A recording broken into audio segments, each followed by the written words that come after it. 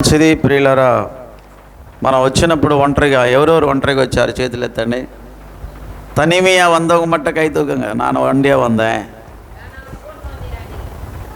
வேற கூட்டினான் தான். அவன் எப்போ வரான்? அவனை விடு, அவன் எப்போ வந்தானே வரான். இங்கே வர்றவங்கள கூட்டின்னு வராதம்மா, புதுசாக கூட்டின்னு வா. அல்லேலூயா. இன்னைக்கு புதுசாக யாராவது కూర్చుని வந்தீங்களா? నేను కొత్తగా ఒకరిని తీసుకొచ్చాననే వాళ్ళు ఉన్నారు ఇక్కడ ఎవరైనా? சொந்தக்கார் ஊர்லேருந்து வந்தாங்க. அது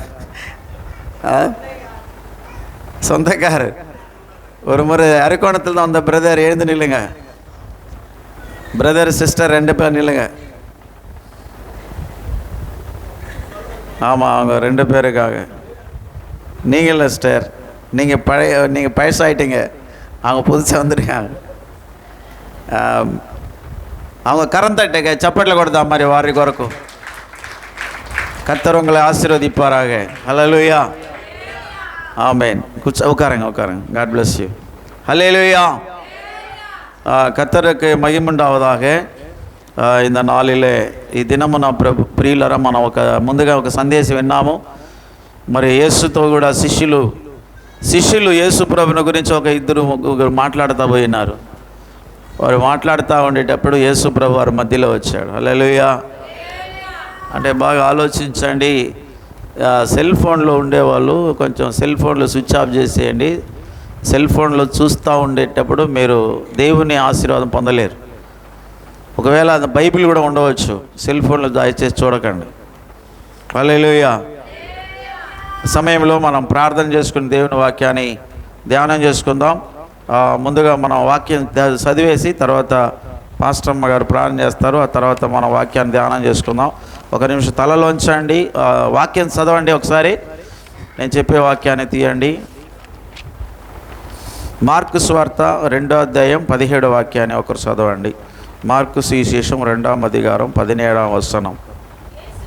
యేసు ఆ మాట విని, రోగులకే కానీ ఆరోగ్యం గల వారికి వైద్యుడు అక్కర్లేదు, నేను పాపులను పిలవచ్చి తిని కానీ నీతిమంతులను పిలవరాలేదు వారితో చెప్పాను. தமிழில் வாசிக்கலாமா? இயேசு அதை கேட்டு, பிணியாளிகளுக்கு வைத்தியன் வேண்டியதே இல்லாமல் சுகமாக உள்ளவர்களுக்கு வேண்டியதில்லை, நீதிமான்களே அல்ல பாவிகளையே. நல்லா படிங்க. பாவிகளையே மனம் திரும்புதலுக்கு என்று அழைக்க வந்தேன். அல்லேலூயா. அந்த கர்த்தருக்கு சின்ன ஜெபம் பண்ணலாம்.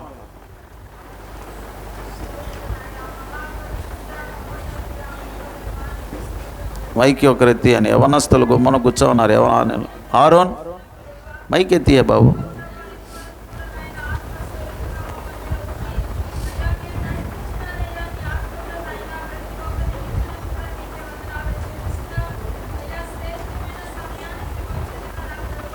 ఇదిగో నాయనా, అమూల్యమైన నీ మాటలతో యేసయ్యా, అయ్యా మీరు మా మధ్యలో మాట్లాడమని కూడా వేడుకొంచున్నామయ్యా.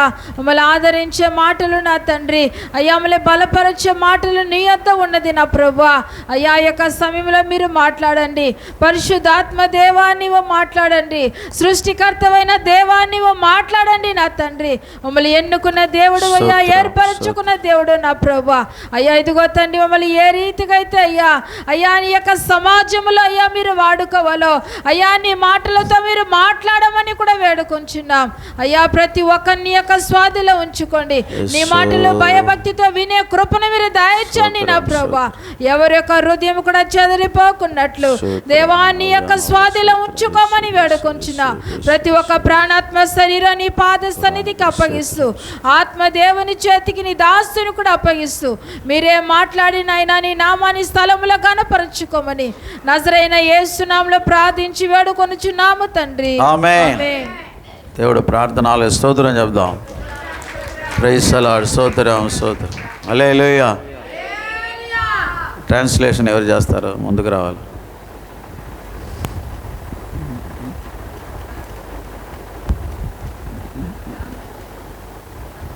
మేమంతా ఆ రోజుల్లో యవనస్తులుగా ట్రాన్స్లేషన్ అంటే పరిగెత్తేవాళ్ళం. ఇక్కడ ఏందో అర్థం కాలేదు, పిలిచినా వచ్చేది కష్టంగా ఉన్నది. హల్లెలూయా.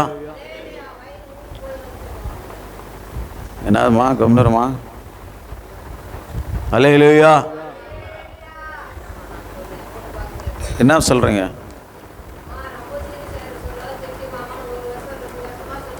சரிம்மா. இப்போ என்ன? సరే, ఓకే సరే. సరేమ్మా. హల్లెలూయా. మనం చదువుకున్న వాక్యాన్ని ఒకసారి ధ్యానం చేసుకుందామండి.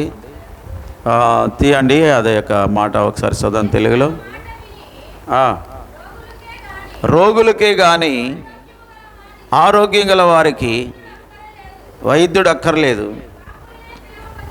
నేను పాపులనే పిలవచ్చి తిని కానీ నీతిమంతులను పిలవ రాలేదని వారితో చెప్పాను.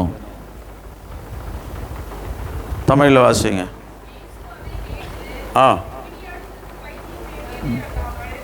ஜேம்ஸ்.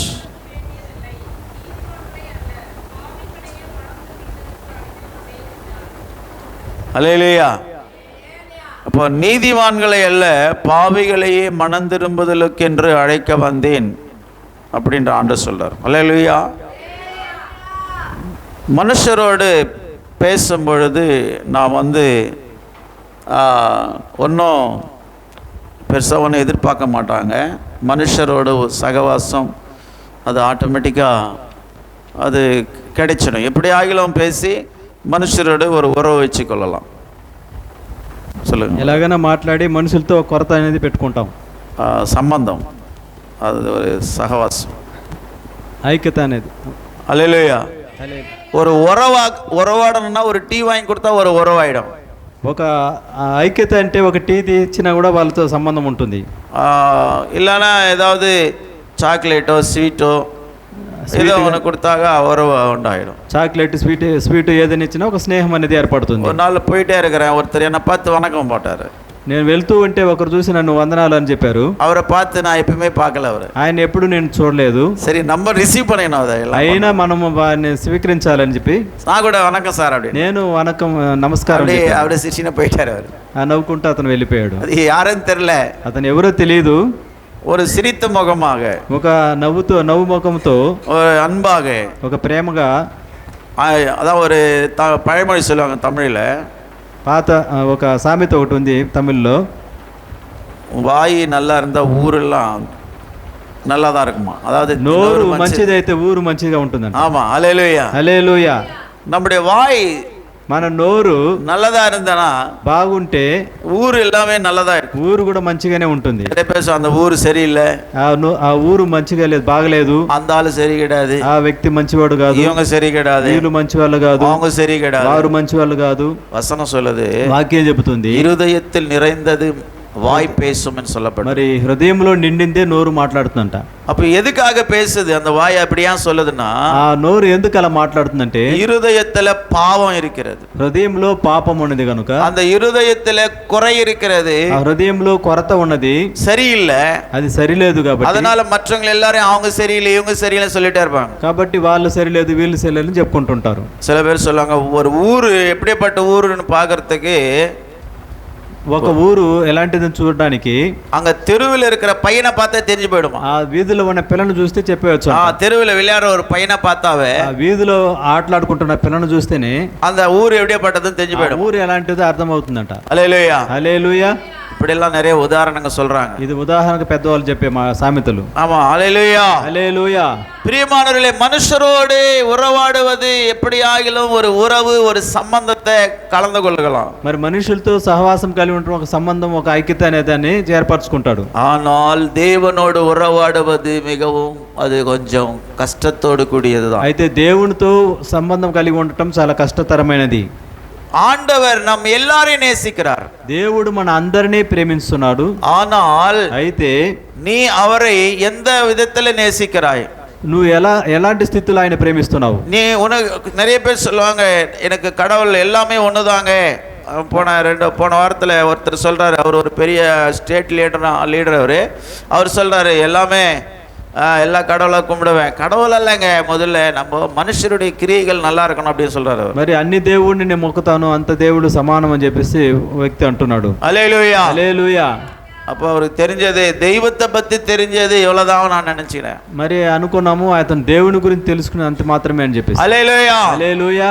உலகத்தில் అనేక వழிகள் உண்டு, లోకములో అనేక మార్గాలు ఉన్నది, எத்தனை மதங்கள் உண்டு, ఎన్నో మతాలు ఉన్నది, தேவர்கள் எனப்படுகிறவர்கள் உண்டு, దేవతలు అనే వాళ్ళు ఉన్నారు, దేవతలు అనే వాళ్ళు అనేక మంది ఉన్నారు. ஆனால் అయితే உண்மை எது என்பதை நாம் தெரிந்து கொள்ள வேண்டும். నిజమనేది ఏది, సత్యమనేది తెలుసుకోవాలి. இங்க ஆண்டவர் சொல்றாரு, దేవుడు అంటున్నాడు, நான் வந்து பாவிகளை ரட்சிக்க தான் வந்தேன், నేను పాపులను రక్షించడానికి మాత్రమే వచ్చినాను, நீதிமான்களை அல்ல, నీతిమంతులను కాదు, பாவிகளை ரட்சிக்க உலகத்துக்கு வந்தேன், పాపులను రక్షించడానికి లోకానికి వచ్చాను. பிணியாளிகளுக்கு தான் வைத்தியம் தேவைப்படுகிறது, రోగస్తులకే వైద్యం అక్కర గాని நல்லா சுகமா இருக்கிறவங்களுக்கு வைத்தியம் அவசியம், ఆరోగ్యవంతులకు వైద్యం అక్కర్లేదు. டாக்டர் யாருக்கு தேவை?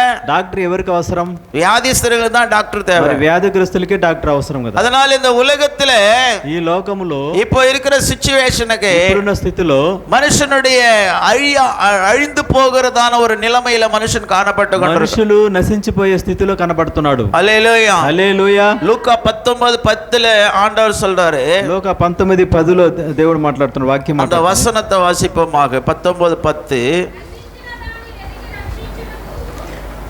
నశించిన దాన్ని వెతికి రక్షించడానికి మనిషి కుమారుడు వచ్చినని అతనితో చెప్పాను.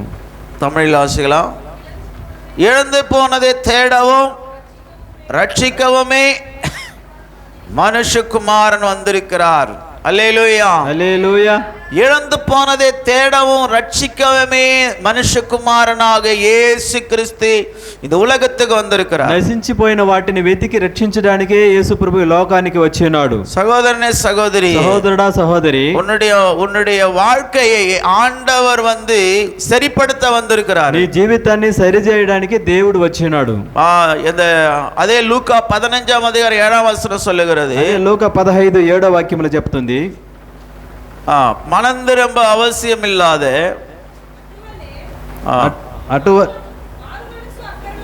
మారు మనసు అక్కరలేని 99 మంది నీతిమంతుల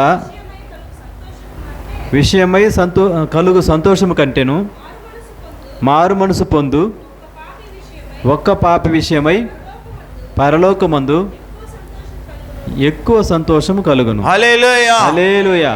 பரலோகமே சந்தோஷப்படுகிற ஒரு காரியம் இருக்கிறது. పరలోకమే సంతోషపడే ఒక కార్యం ఉన్నది. இந்த உலகத்துல மனுஷன் எத்தனையோ காரியங்களை குறித்து சந்தோஷப்பட அவன் தேடுகிறான். ఈ లోకములో సంతోషాన్ని బట్టి ఎన్నో సంతోషాన్ని వెతుకుతూ మనుషుడు సంతోషపడతాడు. அதிகமாய் மனுஷன் உலக பாவ சந்தோஷத்தை தேர்ந்தெடுக்கிறான். మరి లోకములో ఉన్న పాపాన్ని వెతికి వాటిలో సంతోషపడతాడు. பாவ சந்தோஷத்தை மனுஷன் தேடுகிறான். పాపమైన సంతోషాన్ని వెతుకుతున్నాడు మనుషుడు. அது அற்பகால பாவ சந்தோஷம் என்று வேதம் சொல்லுகிறது. అది అల్పకాల పాప విషయమై ఉంటుంది ఆ సంతోషం. హల్లెలూయా. హల్లెలూయా. அந்த பாவ சந்தோஷம் உன்னை நித்தியமான நரகத்துல கொண்டு போய் சேர்த்து விடும். పాప సంతోషం అనేది నిత్య నరకానికి తీసుకెళ్లిపోయి చేస్తుంది. உன்னுடைய மாம்சத்திலே தோன்றுகிற சந்தோஷத்தை அனுபவிக்க போகும் பொழுது, ఈ శరీరములో కలిగే సంతోషాన్ని వెతికి నువ్వు చేయడానికి వెళ్తున్నప్పుడు உன்னை நித்தியமான துக்கத்தின் அழிவுக்குள்ளே பிசாசு கொண்டு போயிடுவான். నిత్యమైనటువంటి నాశనానికి తీసుకెళ్తాడు సాతాను. ஆண்டவர் வசனம் சொல்லுது, இழந்து போன தேடவும் ரட்சிக்கவுமே இயேசு வந்தார். నశించడాన్ని వెతికి రక్షించడానికి యేసు ప్రభు వచ్చినాడు. எது அழிஞ்சு போனது, ఏది నశించిపోయింది, எதை ரட்சிக்க ஆண்டவர் வந்தார், వేటిని రక్షించడానికి దేవుడు వచ్చాడు. யார் சொல்லுவாங்க? எது அழிந்து போய்க்கொண்ட மனுஷனுக்குள்ள எது அழிந்து போகிறது, మనుషులలో ఏది నశించిపోతున్నది, எதை ஆண்டவர் தேடி வந்தார், దేనిని వెతికి యేసు ప్రభు వచ్చాడు. யார் சொல்றீங்க? ఎవరైనా చెప్తారా? ప్రేమ. మళ్ళా என்னத்தை தேடி வந்தார் இயேசு? దేన్ని వెతికి వచ్చాడు. எதை ரட்சிக்கும்படி இயேசு வந்தார்? దేన్ని రక్షించాలని వచ్చాడు. ఏ ఉద్దేశంతో వచ్చాడు? దేనిని రక్షించటానికి యేసు వచ్చాడు? మనుషులను,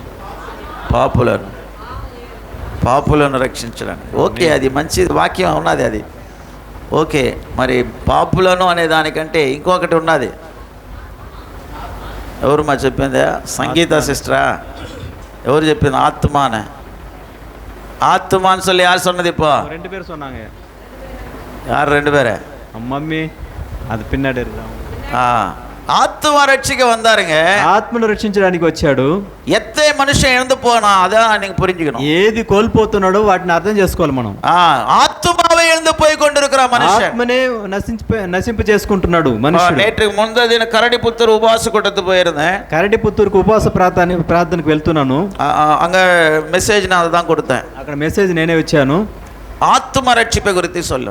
ఆత్మ రక్షణ గురించి మాట్లాడినాను. உன்னுடைய வாழ்க்கையில நீ எதை இழந்து போய் கொண்டிருக்கிறாய்? జీవితంలో దేన్ని కోల్పోతున్నావు? உன்னுடைய ஆத்மாவை இழந்து போய் கொண்டிருக்கிறாய். ఆత్మనే నువ్వు కోల్పోతున్నావు. శరీరத்தை மட்டும் நல்ல சுகபோகமா வச்சு கொண்டிருக்கிறாய். శరీరాన్ని మాత్రం సుఖభోగంగా పెట్టుకుంటున్నావు. எது அழிந்து போகிறதோ அதை நீ பாதுகாத்து கொண்டு வருகிறாய். ఏది నశించిపోతుందో వాటినే నువ్వు కాపాడుకుంటున్నావు. எது அழியாததாய் நித்தியமாய் இருக்க போகிறதோ அந்த ஆத்மாவை நீ నష్టపడితి கொண்டிருக்கிறார் మగలే మగనే. ఏది నాశనం కాకుండా ఉన్నది వాటిని నష్టపరుచుకుంటున్నావు. నిత్యమాய் వాழ పోறது ఉ శరీరం அல்ல.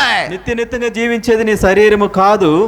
నిత్యమాய் వాழ పోறது உன்னுடைய ஆத்மா. నిత్యంగా జీవించేది నీ ఆత్మ. உன்னுடைய ஆத்மா வாழன்னு சொன்னா నీ ఆత్మ జీవించాలంటే దైవத்தோடு உறவு வைத்துக் கொள்ள வேண்டும். దేవునితో సంబంధం కలిగి ఉండు. హల్లెలూయా హల్లెలూయా హల్లెలూయా హల్లెలూయా హల్లెలూయా హల్లెలూయా. ஆண்டவரோடு உன்னுடைய உறவு சரியில்லைன்னு சொன்னா, దేవునితో నీ సహవాసం సరిగా లేదంటే நீ அழிந்து உன்னுடைய ஆத்மா அழிவுக்குள் போய் கொண்டிருக்கிறது என்றுதான் அர்த்தம். నీ ఆత్మ నాశనానికి వెళుతుందని అర్థం. హల్లెలూయా హల్లెలూయా హల్లెలూయా హల్లెలూయా.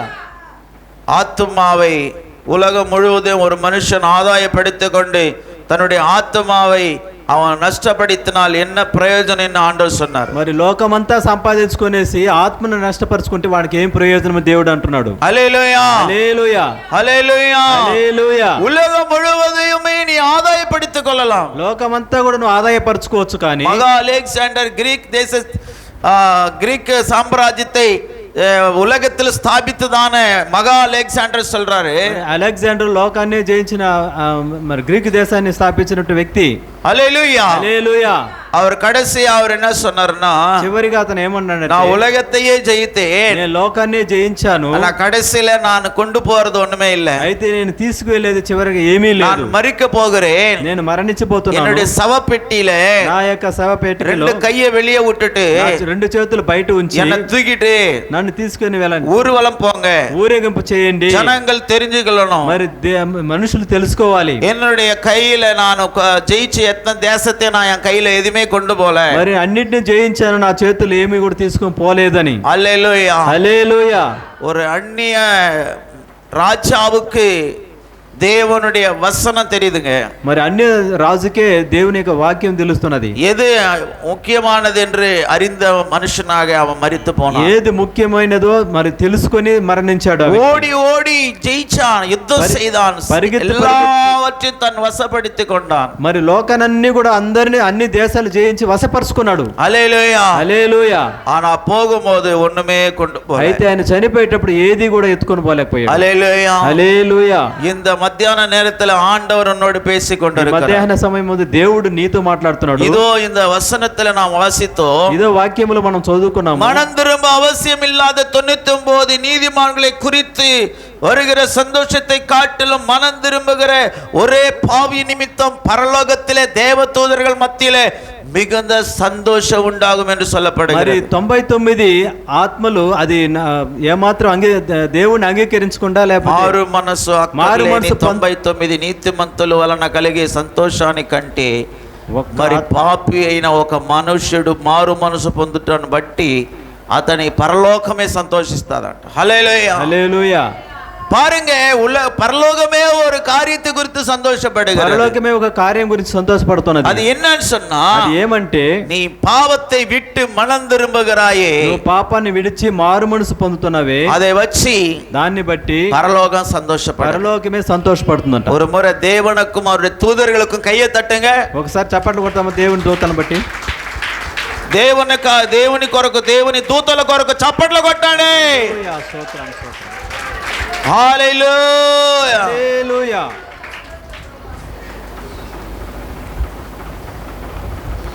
జిగటగల ఊబి నుండి లేవనెత్తెను, సమతల భూమిపై నన్ను నిలిపెను, జిగటగల ఊబి నుండి లేవనెత్తెను. సమతలము భూమిపై నన్ను నిలిపెను, నా పాదములకు దీపమాయెను, నా పాదములకు దీపమాయెను. సత్యమైన మార్గములో నడుపుచుండెను, సత్యమైన మార్గములో నడుపుచుండెను. ఈ వాక్యమే నన్ను బ్రతికించెను, బాధలలో నెమ్మదినిచ్చెను. ఈ వాక్యమే నన్ను బ్రతికించెను, బాధలలో నెమ్మదినిచ్చెను. శక్తి సంపూర్ణుడా, దేవ వందనమయ్యా. శక్తి దయా శక్తి సంపూర్ణుడా, వాక్యమై ఉన్న దేవ వందనమయ్యా. ఈ వాక్యమే నన్ను బ్రతికించెను, బాధలలో నెమ్మదినిచ్చెను. హల్లెలూయా, హల్లెలూయా.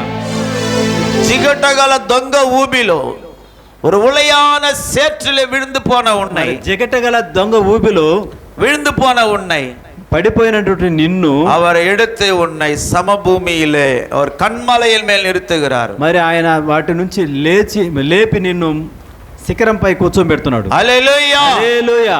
சகோதரனே சகோதரியே, సహోదరుడా సహోదరి, உன்னுடைய பாவ வாழ்க்கையில இருக்கிற அந்த சாபமான நிலைமை, నీ పాప జీవితంలో ఉన్న శాపమైనటువంటి స్థితి, నెమ్మది ఇల్లామల్ వేదனைப்பட்டு కలంగి கொண்டிருக்கிறாயே, నెమ్మది లేకుండా కలతలు తెంచుతున్నావేమో.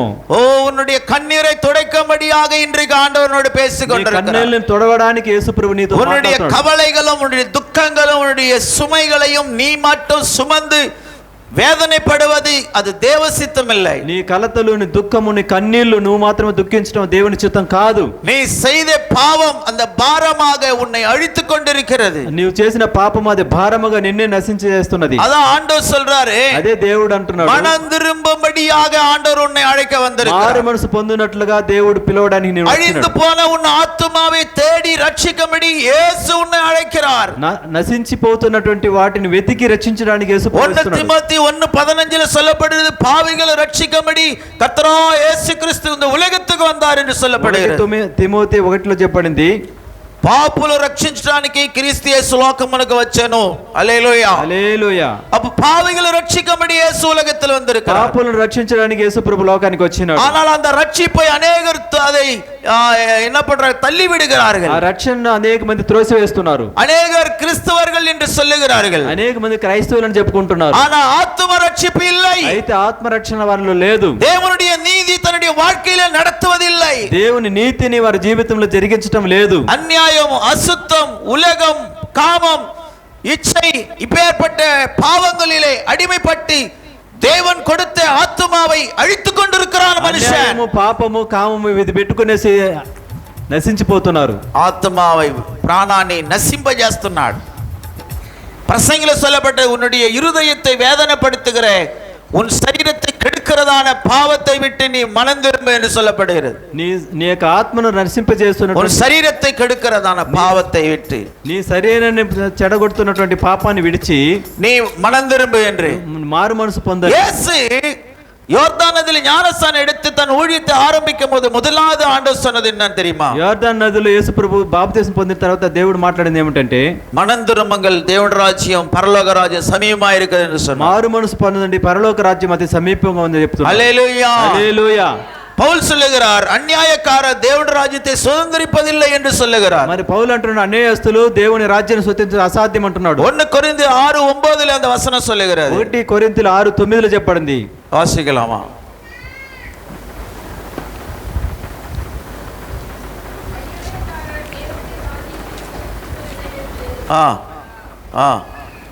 வாசிமா, படிங்க படிங்க.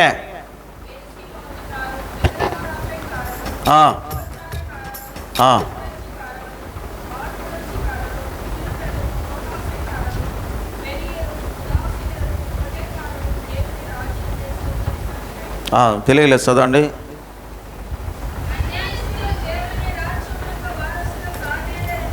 అన్యాయస్తులు దేవుని వారసులు కానేరని మీకు తెలియదా? మోసపోకడి, జారులైనను, విగ్రహారాధికులైనను, వ్యభిచారులైనను, ఆడంగితనం గలవారైనను, పురుష సంయోగులైనను, దొంగలైనను, లోభిలైనను, త్రాగుబోతులైనను, దోషకులైనను, దోచుకుని వారులైనను దేవుని రాజ్యమునకు వారసును కానేరరు. ஹல்லேலூயா. హల్లెలూయా. இங்கே சொல்லப்பட்டதான இந்த அநியாயக்காரரும் இந்த விக்கிரகக்காரரும் பொருளாசைக்காரரும் ஆண் புணர்ச்சிக்காரரும் விபச்சாரரும் திருடரும் கொள்ளை அடிக்கிறவங்க யாருமே பரலோக ராஜ்யத்தில் சேர முடியாது. ఈ దొంగతనాలు చేసేవాళ్ళు, అన్యాయం చేసేవాళ్ళు వీళ్ళన్నీ కూడా దేవుని రాజ్యములో ప్రవేశించలేరు. இந்த பாவங்கள் எல்லாம் மனுஷனுடைய ஆத்மாவை சாகடித்து ఈ கொண்டிருக்கிறது. పాపమే కదా మనుషుల ఆత్మను கலத்தியர் 5 அப்ப நீங்க 5ஆம் அதிகாரத்துல நீங்க வாசிப்பீர்களானால் గలతీ 5వ అధ్యాయంలో మనం చదువుతున్నప్పుడు 19ஆம் வசனத்திலிருந்து நீங்க வாசிக்கும் பொழுது 19లో చూస్తున్నప్పుడు மாம்சத்தின் கிரியைகளை பத்தி அங்க சொல்லப்படுகிறது. మరి శరీర క్రియలను బట్టి మాట్లాడుతున్నారు. அப்போ நீங்க அப்புறம் படிச்சு கொள்ளுங்க. ఆ తర్వాత చదవండి. இங்க கவனிங்க. இந்த பாவங்கள் எல்லாம் மனுஷனுக்குள்ள இருக்கும் பொழுது ఈ పాపములన్నీ కూడా మనుషుల్లో ఉన్నప్పుడు அந்த ஆத்மா அழிந்து போகிறது, ఆత్మ నశించిపోతున్నది. இந்த మధ్యాహ్న நேரத்துல మధ్యాహ్న సమయంలో ஆண்டவர் இடத்துல எதிர்பார்க்கிறது என்னன்னு சொன்னா, దేవుడు మీ యొద్ద ఎదురు చూసేది ఏమిటంటే நீ வந்து நல்ல ஒழுங்கா சபைக்கு வரலாம், నువ్వు శ్రద్ధగా సంఘానికి రావచ్చు, உபவாசம் இருக்கலாம், ఉపవాసం ఉండొచ్చు, காணிக்கை தசமபாகம் காணிக்கெல்லாம் கொடுக்கலாம், కానుకలు దశంభాగాలు అన్ని కూడా ఇవ్వచ్చు. இதெல்லாம் நல்லா ஓகே, ఇదంతా మంచిదే గాని இதெல்லாம் பக்திக்குரிய காரியங்களை ఇది செய்கிறீர்கள். భక్తి కార్యములు ஆனா చేస్తున్నావు. உன்னுடைய ஆத்துமா, నీ ఆత్మ நீ உன்னுடைய ஆத்துமா எந்த நிலைமையில் இருக்கிறது, నీ ఆత్మ ఏ స్థితిలో ఉన్నది அதான் ஆண்டவர் விரும்புகிறார். అదే దేవుడు కోరుకుంటున్నాడు. நீ மனம் திரும்ப வேண்டும் என்றுதான் ஆண்டவர் விரும்புகிறார். నువ్వు మారు మనసు పొందాలనే దేవుడు அப்போஸ்தலர் பவுல் అపోస్తలుడైన పౌలు அப்போஸ்தலர் 26ஆம் அதிகாரம் 20ஆம் வசனத்துல இப்படி எழுதி இருக்கிறார். 26:20 అపోస్తలు 26:20 முன்பு தமஸ்கிலும் எருசலேமிலும் யூதேயா தேசமெங்கும் உள்ளவரிடத்திலும் பின்பு புறஜாதியிடத்திலும் தான் போய் அவர்கள் தேவனிடத்துக்கு மனம் திரும்பி குணப்படவும் மனம் திரும்புதலுக்கேற்ற கிரியைகளை செய்யவும் வேண்டும் என்று அறிவித்தேன் என்று சொல்லுகிறார். తెలుగులో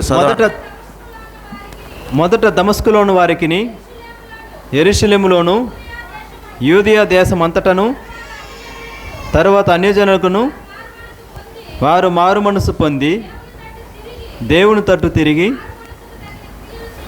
మారు మనసుకు తగిన క్రియలు చేయవాలనని ప్రకటించుచుంటిని. హల్లెలూయా. హల్లెలూయా.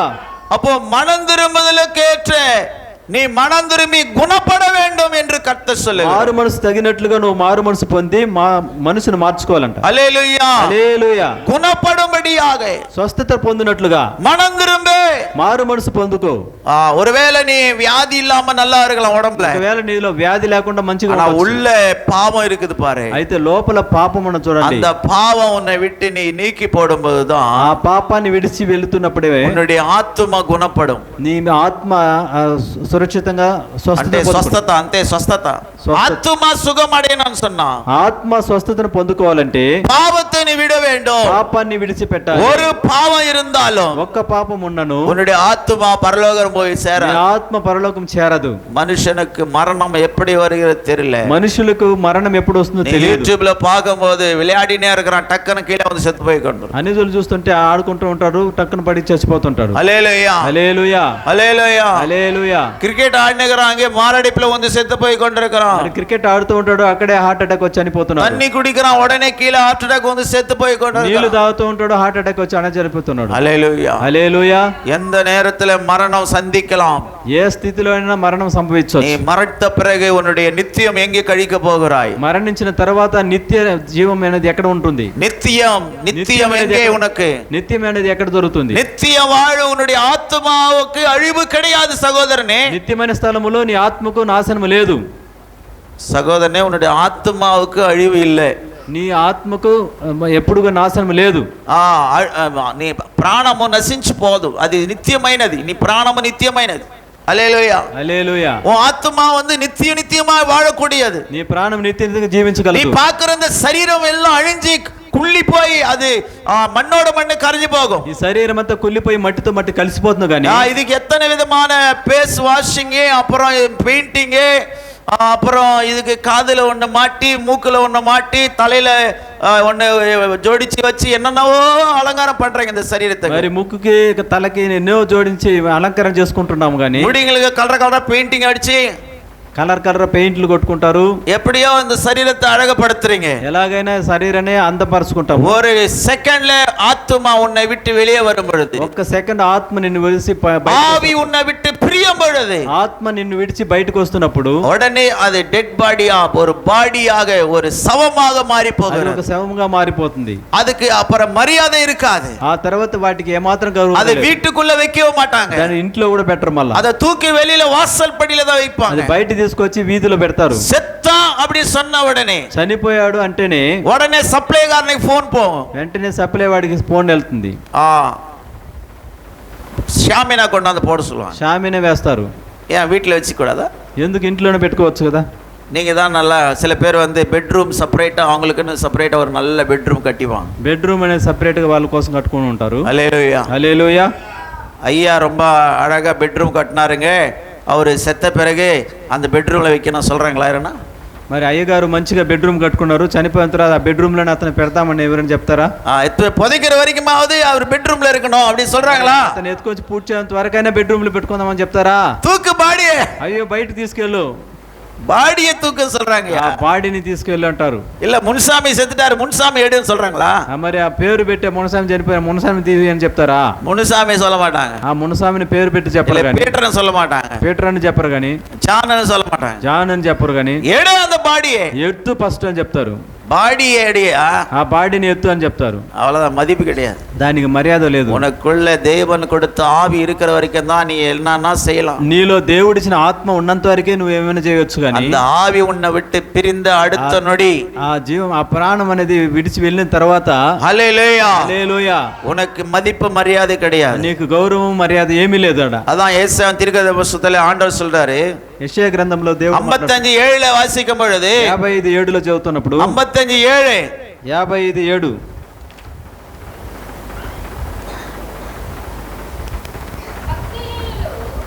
భక్తిహీనులు తమ మార్గములను విడవలను, దుష్టులు తమ తలంపులను మానవలను,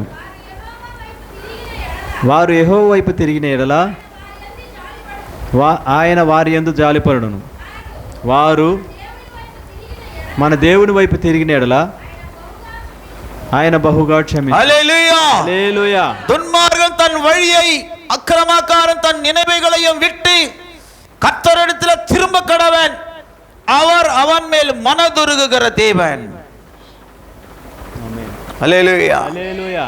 நீ எப்ப மனம் திரும்புறியோ உன் மேல அவர் மனதுருகுவார். ఎప్పుడు నువ్వు మారు మనసు పొందుతో అప్పుడే ఆయన నీ మీద உன் பாவத்தை அக்கிரமத்தை விடாமல் இருக்கிற வரை ஆண்டவருடைய இரக்கம் உனக்கு கிடைக்காது. నీ పాపాన్ని విడిచిపెట్టేంత వరకు దేవుని కనికరం నీకు దొరకదు. அதுதான் சொல்லப்பட்டது, துன்மார்கன் தன் வழியை மாற்றிக்கொள்ள வேண்டும், దుర్మార్గుడు తన మార్గాన్ని సరిదిద్దుకోవాలి, அக்கிரமக்காரன் தன் மனதில் நினைவுகளை மாற்றிக்கொள்ள வேண்டும், అక్రమకారుడు తన ఆలోచన మార్చుకోవాలి, கர்த்தரிடத்தில் திரும்ப கடவன், మరి దేవుని వైపుకి తిరగాలి. உன்னுடைய பாவத்தை நீ விடாமல் இருக்கிற வரையில நீ போய் எவ்வளவுதான் ஜெபம் பண்ணாலும் ஆண்டவர் அந்த ஜெபத்தை கேட்கவே పాపాన్ని மாட்டார். విడిచిపెట్టేంత వరకు నువ్వు ఎంత ప్రార్థన చేసినా ఏం చేసినా కూడా உன் చేయదు. நினைவுகள் சரியான பரிசுத்தமான மனசாட்சி பரிசுத்தமாகும் வரையில நீ எவ்வளவு ஜெபம் பண்ணினாலும், நீ ஆண்டவரை தேடினாலும் அவர் உனக்கு தென்படவே மாட்டார். నీ ఆలోచనలంతా కూడా మారేంత వరకు నువ్వు ఎంత ప్రార్థన చేసినా ఎంత గోజారను కూడా నీకు இன்றைக்கு జవాబు நீ దొరకదు. மனம் திரும்ப என்று கர்த்தர் ఈ சொல்லுகிறார். రోజు దేవుడు అంటున్నాడు నువ్వు మారు మనసు పొందు అని.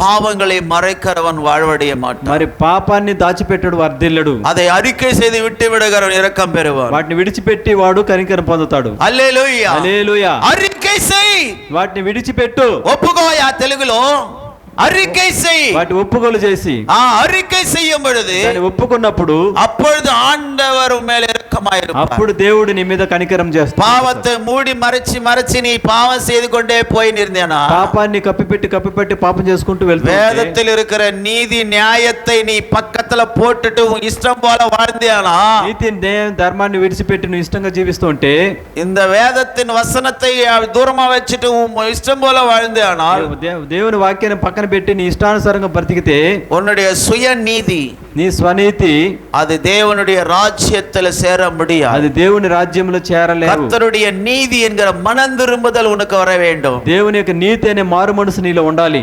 கர்த்தருடைய நீதி எனப்படுகிற ஞானஸ்நானம் நீ எடுக்க வேண்டும். దేవునికి నీతి అనే బాప్తిసం పొందుకోవాలి. கர்த்தருடைய நீதியாய் நடப்பிக்கிற அந்த பரிசுத்த ஆவியை நீ பெற வேண்டும். దేవుని యొక్క నీతి అనే పరిశుద్ధతలను నువ్వు నడుచుకోవాలి. பரிசுத்த ஆவி, పరిశుద్ధ ఆత్మ பெற்றுக்கொள்ள வேண்டுங்க. పొందుకోవాలి. அப்பதான் பரலோகம் உன்னை வைத்து சந்தோஷப்படும். అప్పుడే పరలోకం నీ గురించి அப்ப సంతోషపడుతుంది. உடனே டோர் ஓபன் ஆகும். అప్పుడే దేవుని యొక్క పరలోకం తెరవబడుతుంది. அப்ப நீ என்ன கேட்கிறோ ஆண்டவர் கொடுப்பார். అప్పుడు నువ్వేం అడిగినా దేవుడు అక్కడ చేస్తాడు. హల్లెలూయా, హల్లెలూయా, హల్లెలూయా, హల్లెలూయా, హల్లెలూయా, హల్లెలూయా. ரோமர் 5:20 சொல்லுகிறது. రోమీయులకు 5:20 చెప్పబడింది. முடிக்க போற 5:20 வாசிக்கலாம். రోమీయులకు 5:20. மேலும் மீறுதல் பெருகும்படிக்கு நியாயப்பிரமாணம் வந்தது, அப்படி இருந்தும் பாவம் பெருகின இடத்திலே கிருபை அதிகமாக பெருகிறது.